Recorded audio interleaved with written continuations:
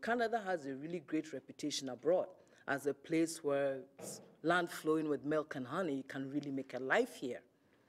And so you're not expecting to come to Canada and find people on the street like where you lived before. And it makes you wonder, where is the milk and honey? The Northwest Territories, like most of Canada, is experiencing an economic boom. However, not everyone is benefiting. Poverty and homelessness in the Northwest Territories really got massively worse within the last 10 years. Part of that was because the whole, focus of resources on helping people move from a social work kind of thinking into getting a job kind of thinking.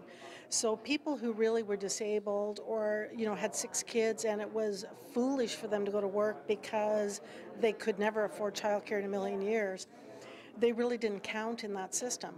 Now they're trying to kind of adjust it a little bit, but over those 10 years, it has had a devastating impact on the level of poverty in the Northwest Territories. Arlene Heche is the Executive Director for the Centre for Northern Families. She works on the front lines with homelessness and poverty and sees the hardships facing the people who have been left behind.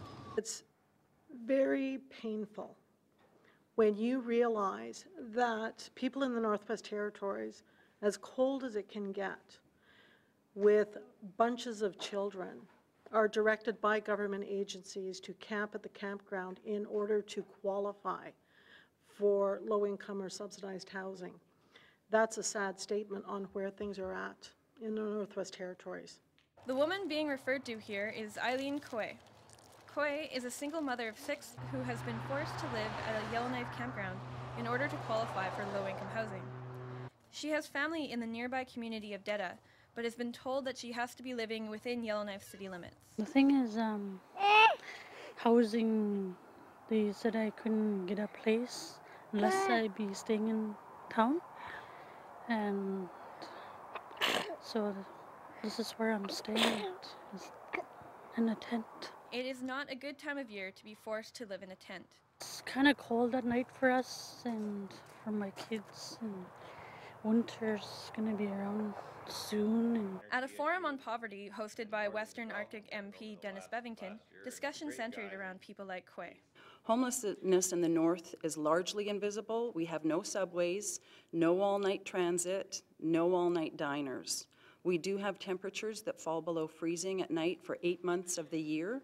Sleeping outdoors is only an option a few months of the year. However, because our people are such incredible survivors, there are many who sleep outdoors year-round.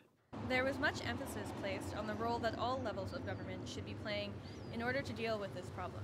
And unless the government stands up and say, look, we've got to go back to the credibility we used to have in the 70s or 60s as Canadians. I've been in Canada 25 years plus, and I know how Canada was when I came, and it's not the same Canada anymore.